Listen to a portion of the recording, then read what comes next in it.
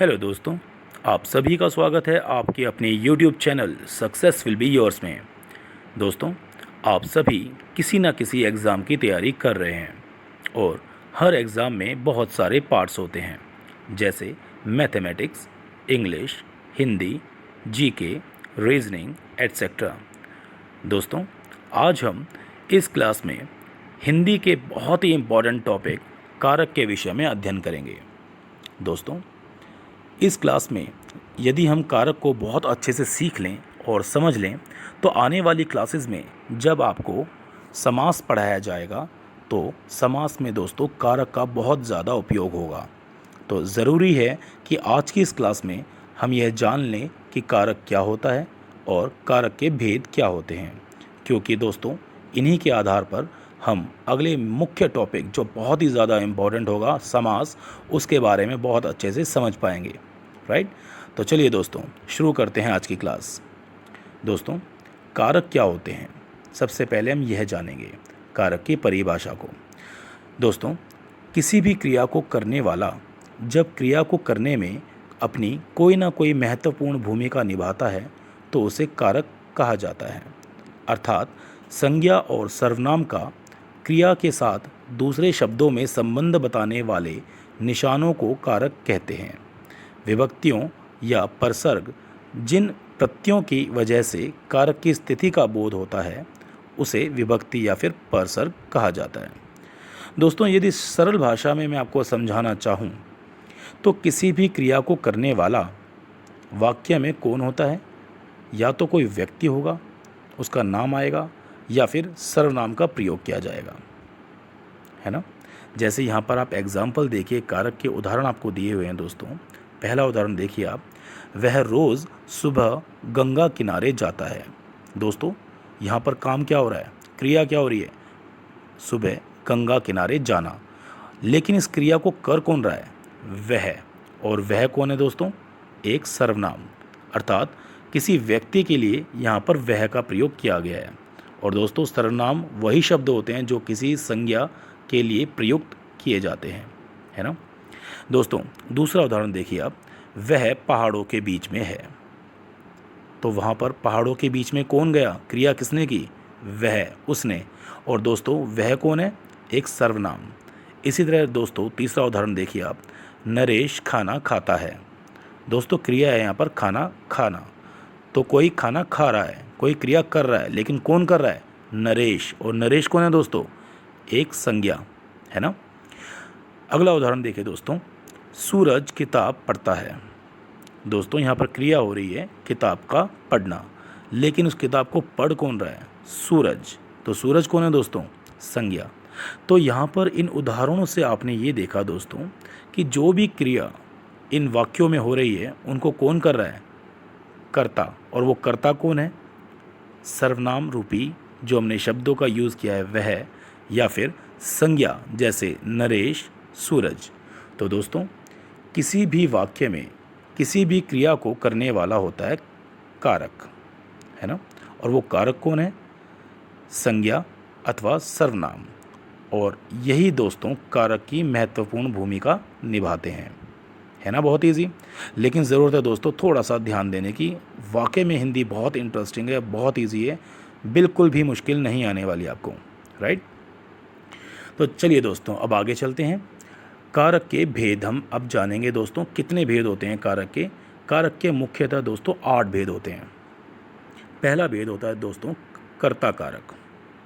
कर्ता कारक के लिए दोस्तों हम विभक्ति का जो प्रयोग करते हैं वो होती है ने। वो मैं आपको आगे समझाऊंगा कि हम विभक्तियों का प्रयोग क्यों करते हैं। दोस्तों, कारक का दूसरा मुख्य भेद है वो है कर्म कारक। कर्म कारक में हम विभक्ति का प्रयोग करते हैं को। राइट। इसी तरह दोस्तों अगला मुख्य भेद है करण कारक, और करण कारक के लिए हम विभक्ति का प्रयोग करते हैं वो होती है से। राइट। इसी तरह दोस्तों संप्रदान कारक को देखिए, उसके लिए जिस विभक्ति का प्रयोग करते हैं वो होती है दोस्तों के लिए, के लिए। राइट। और दोस्तों पांचवा जो मुख्य भेद है वो है अपादान कारक। अपादान कारक के लिए दोस्तों हम विभक्ति का प्रयोग करते हैं से। अब यहाँ देखिए दोस्तों, करण कारक और अपादान कारक इन दोनों में एक ही जैसी विभक्ति का प्रयोग किया गया है, से और से। लेकिन दोस्तों अपादान कारक में हम जिस विभक्ति का प्रयोग कर रहे हैं से, वो तब करते हैं जब कोई वस्तु किसी दूसरी वस्तु से अलग होती है। जैसे वह पेड़ से गिर गया, मतलब बच्चा जो है पेड़ से अलग होकर गिर गया। इसी तरह दोस्तों वह छत से कूद गया, मतलब छत से अलग होकर वो कूद गया। तो दोस्तों यहाँ पर अपादान कारक में इस तरह के से का प्रयोग किया जाता है जहाँ पर कोई व्यक्ति या वस्तु किसी दूसरी वस्तु से पृथक या फिर अलग हो रही है, राइट। और दोस्तों अगला मुख्य भेद है संबंध कारक। संबंध कारक के लिए बेसिकली हम यूज़ करते हैं दोस्तों विभक्ति का, के और की, राइट। इसी तरह दोस्तों अगला मुख्य भेद है अधिकरण कारक। अधिकरण कारक के द्वारा दोस्तों हम यह पता लगाते हैं कि उस वस्तु और व्यक्ति की स्थिति क्या है, और इसके लिए हम विभक्ति का यूज़ करते हैं में या फिर पर, क्योंकि इन्हीं विभक्तियों के द्वारा हम किसी भी वस्तु तथा व्यक्ति की स्थिति का हमें बोध हो पाता है कि वह वस्तु या वह व्यक्ति कहाँ पर है, राइट। और दोस्तों लास्ट है संबोधन कारक। और संबोधन कारक में दोस्तों हम जो विभक्ति यूज़ करते हैं वो होती है हे या फिर अरे। जैसे हम कहें हे राम, तो हम संबोधन कर रहे हैं प्रभु राम का, हे राम। या फिर अरे अरे दोस्त कहाँ जा रहे हो, तो वहाँ भी हम संबोधन कर रहे हैं अपने मित्र को अरे बोलकर, राइट। तो दोस्तों ये थे कारक के मुख्य 8 भेद, राइट। तो चलिए अब बात करते हैं दोस्तों पहले प्रमुख कारक की, जो कि है कर्ता कारक।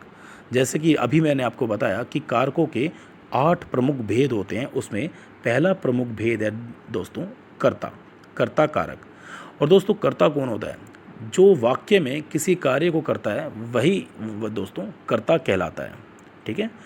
अर्थात कर्ता वाक्य का वह रूप होता है जिसमें कार्य को करने वाले का पता चलता है ना। जैसे किसी व्यक्ति का नाम या कोई भी सर्वनाम, जैसे हमने पहले यूज़ करके दिखाया था अभी आपको। तो दोस्तों यहाँ पर किस विभक्ति का प्रयोग करते हैं हम? यहाँ पर हम विभक्ति का प्रयोग करते हैं ने।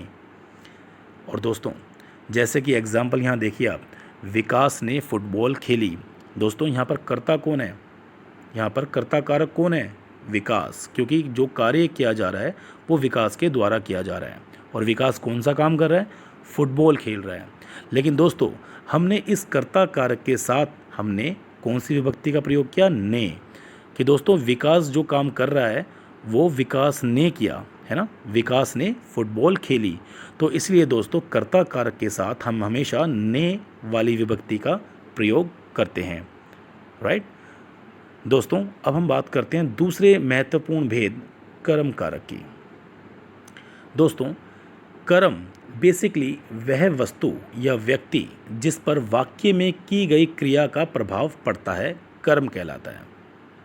और उसके लिए विभक्ति का प्रयोग करते हैं हम को विभक्ति या फिर को चिन्ह, इसका हम प्रयोग करते हैं दोस्तों इस कर्म कारक के लिए।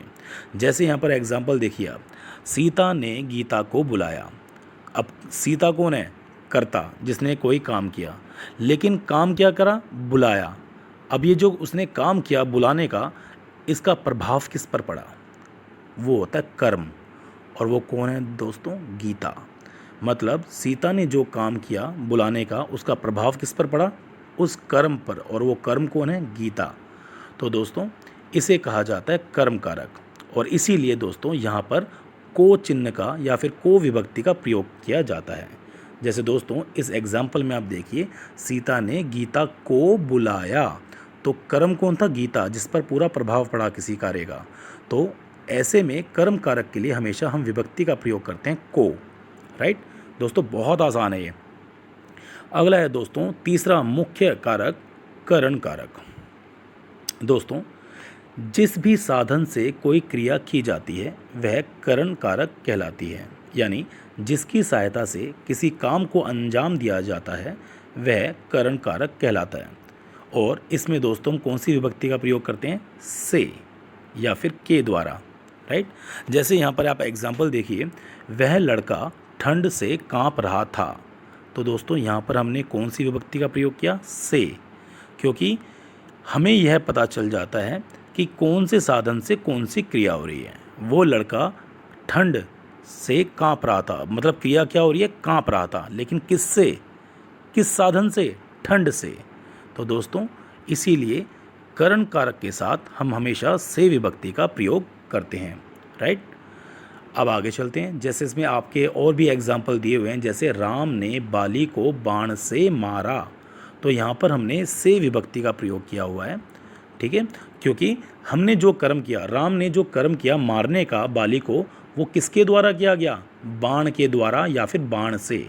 तो दोस्तों यहाँ पर बाण के द्वारा भी यदि लिखा होता, के द्वारा या फिर से, तो हम दोनों प्रकार की विभक्तियों का यहाँ पर प्रयोग करते हैं, राइट। इसी तरह दोस्तों अगला एग्जाम्पल देखिए, सुनील ने अपनी पत्नी के द्वारा खाना बनवाया। तो सुनील ने क्या कर्म किया, खाना बनवाया, लेकिन किसके द्वारा, पत्नी के द्वारा। तो इसीलिए दोस्तों इस कर्ण कारक के साथ हम के द्वारा या फिर से विभक्ति का प्रयोग करते हैं। और दोस्तों अगला एग्जाम्पल भी आप देख लीजिए। उदाहरण दिया हुआ है, अभय ने सारा काम बच्चों से करवाया। किससे करवाया, बच्चों से। तो यहाँ पर से विभक्ति का प्रयोग किया जाता है इस तरह के सेंटेंसेस में, इस तरह के वाक्यों में, राइट। तो दोस्तों अब हम बात करेंगे अगले प्रमुख कारण संप्रदान कारक की। दोस्तों संप्रदान का अर्थ होता है देना। जब वाक्य में किसी को कुछ दिया जाए या किसी के लिए कुछ किया जाए तो वहाँ पर संप्रदान कारक का प्रयोग किया जाता है। और बेसिकली यहाँ पर विभक्ति चिन्ह जो हम प्रयोग करते हैं वो होता है के लिए, राइट। जैसे एग्जाम्पल आप देखिए, नरेश मीना के लिए फल लाया है। तो दोस्तों इस वाक्य में जो विभक्ति चिन्ह है वो है के लिए। तो हम आसानी से बता सकते हैं कि ये जो वाक्य है ये कौन से कारक का उदाहरण है, ये है संप्रदान कारक का उदाहरण, राइट, क्योंकि यहाँ पर के लिए का प्रयोग किया गया है ना। दोस्तों अब हम बात करेंगे अपादान कारक की। अपादान कारक से दोस्तों हमें किसी भी व्यक्ति तथा वस्तु की स्थिति का बोध होता है कि वह वस्तु या वो व्यक्ति किसी दूसरी चीज़ या दूसरी वस्तु से दूर जा चुका है, राइट। तो जब संज्ञा या सर्वनाम के किसी भी रूप से किन्हीं दो वस्तुओं के अलग होने का बोध होता है तो वहाँ अपादान कारक होता है। और यही बात दोस्तों मैं आपको बता रहा हूँ कि जब कोई व्यक्ति या वस्तु किसी दूसरी वस्तु से दूर हो जाती है तो वहाँ पर जो हम विभक्ति का प्रयोग करते हैं वो होती है से। लेकिन ये जो से होता है ये कर्ण कारक वाले से थोड़ा डिफरेंट होता है, थोड़ा अलग होता है, बिकॉज वो जो से है उससे हमें पता चलता है कि कोई काम किसके द्वारा किया गया। लेकिन यहाँ पर जो ये से है इसका मतलब ये है कि कोई वस्तु किसी दूसरी वस्तु से दूर हो गई है। जैसे दोस्तों यहाँ पर एग्जाम्पल देखिए, पेड़ से आम नीचे गिर गया। दोस्तों पहले आम जो था पेड़ पर था लेकिन पेड़ से गिर गया तो मतलब पेड़ से दूर हो गया। तो यहाँ पर दोस्तों वस्तुओं के अलग होने का बोध होता है, इसीलिए यहाँ पर इस तरह के एग्जाम्पल को देखकर हम बोल सकते हैं कि ये अपादान कारक का ही एक एग्जाम्पल है, राइट। और दोस्तों अगला एग्जाम्पल देखिए, अगला उदाहरण आप देखिए, उसके हाथ से घड़ी गिर गई। तो मतलब हाथ में घड़ी थी लेकिन गिर गई, तो वो घड़ी मतलब उसके हाथ से दूर हो गई। तो इस सेंटेंस को देखते ही हम समझ जाएंगे कि ये कौन सा उदाहरण है दोस्तों, ये अपादान कारक का एक उदाहरण है, राइट। और ऐसे ही दोस्तों अगला एग्जाम्पल, एक अगला उदाहरण आपको दिया हुआ है कि पेड़ से पत्ता टूटकर नीचे गिर गया। दोस्तों पहले पत्ता पेड़ पर था लेकिन जब वो टूटा तो पेड़ से अलग होकर गिर गया। इसीलिए दोस्तों यहाँ पर जिस तरह के से का प्रयोग किया गया उससे हमें पता चल रहा है कि वह वस्तु उस दूसरी वस्तु से दूर हो गई या फिर पृथक हो गई, अलग हो गई, राइट। तो दोस्तों अब हम बात करेंगे अगले प्रमुख कारक की जो है संबंध कारक। दोस्तों इस कारक से हमें किसी भी वस्तुओं के बीच के संबंध को हम पता कर पाते हैं, है ना। तो संज्ञा या सर्वनाम का वह रूप जो हमें किन्हीं दो वस्तुओं के बीच का संबंध का बोध कराए वह संबंध कारक कहलाता है। और उसके विभक्ति का प्रयोग किया जाता है दोस्तों का, के और की। जैसे यहाँ पर एग्जाम्पल आप देख सकते हो दोस्तों कि यह साहिल का स्कूटर है। तो स्कूटर किसका है, साहिल का। तो यहाँ पर जो ये विभक्ति का प्रयोग हम कर रहे हैं का, तो दोस्तों इस तरह के सेंटेंसेस को देख के आप इजीली बता सकते हो कि ये संबंध कारक का उदाहरण है, राइट। और दोस्तों आगे भी उदाहरण आपको और दिए हुए हैं, जैसे यह मानव का घर है, दशरथ के 4 बेटे थे। तो दोस्तों इन्हीं विभक्तियों को देखकर आप इजीली डिफ्रेंशिएट कर सकते हो इनको कि ये कौन से कारकों के एग्जाम्पल हैं, है ना। दोस्तों अब हम बात करेंगे अगले महत्वपूर्ण कारक की जो है अधिकरण कारक। और दोस्तों अधिकरण कारक से हमें किसी भी व्यक्ति या फिर वस्तु की उसकी स्थिति वो कहाँ पर है उसका हमें बोध हो जाता है। जैसे दोस्तों यहाँ पर हम विभक्ति का प्रयोग करते हैं में और पर। तो दोस्तों यहाँ पर एग्जाम्पल देखिए, जब मैं घर में गया तो वहाँ पर कोई नहीं था। तो यहाँ पर कौन सी विभक्ति का प्रयोग किया गया दोस्तों, में। जब मैं घर में गया तो दोस्तों मेरी स्थिति कहाँ पर है, मैं घर में, उस वक्त मैं घर में था, तो मेरी स्थिति का बोध हो पाया, वो भी किससे, इस विभक्ति वाले चिन्ह से, में से, राइट, कि मैं घर में था, घर के बाहर नहीं था, घर में था। इसी तरह दोस्तों अब हम बात करेंगे संबोधन कारक की, जो कि अंतिम कारक का भेद है।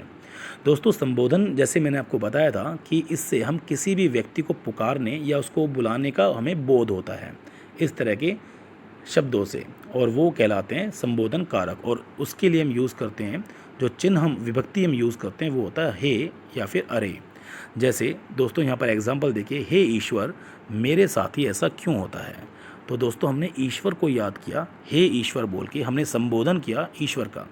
तो इस तरह के सेंटेंसेस, इस तरह के वाक्य देख के आप इजीली समझ सकते हो दोस्तों कि ये संबोधन कारक का ही एक एग्जाम्पल है। जैसे अरे तुम इतनी जल्दी कैसे आ गए, तो यहाँ पर अरे शब्द से हमें पता चल गया कि हमने किसी का संबोधन, किसी को बुलाने की हमने कोई बात की है, और ये संबोधन कारक का ही एक एग्जाम्पल है। जैसे श्री कृष्ण कहते हैं कि हे अर्जुन तुम्हें यह काम अवश्य करना चाहिए, तो कृष्ण जी अर्जुन को संबोधित करते हुए कह रहे हैं कि हे अर्जुन, राइट। तो इस तरह के सेंटेंसेस, इस तरह के वाक्यों को देख के हम इजीली बता सकते हैं कि ये कौन से कारक का एक एग्जाम्पल है, कौन से कारक का ये उदाहरण है। दोस्तों आज की ये क्लास कारक की आज यहीं समाप्त होती है, और मैं आशा करता हूँ कि आपको ये क्लास बहुत अच्छे से समझ में आई होगी, क्योंकि मैंने अपनी तरफ से बहुत इजी शब्दों में और आसान भाषा में इसको समझाने का मैंने प्रयास किया है। और दोस्तों यदि आपको आज की ये क्लास बहुत अच्छे से समझ में आ गई है, तो आने वाले नेक्स्ट टाइम में जो भी क्लास होगी आपकी समाज से रिलेटेड, तो दोस्तों वो क्लास बहुत इंटरेस्टिंग होने वाली है, और आपको वो क्लास तभी समझ में आएगी जब आपको एक कारक समझ में आए होंगे। तो दोस्तों बहुत बहुत शुक्रिया और थैंक यू जो आपने अपना कीमती और वैल्यूबल वक्त दिया मेरी इस वीडियो को देखने में और इस कंटेंट को समझने में। So thank you very much दोस्तों। लगे रहिए, तैयारी करते रहिए अपने एग्ज़ाम की, सफलता आपको ज़रूर मिलेगी दोस्तों। Success will be yours. Thank you so much दोस्तों।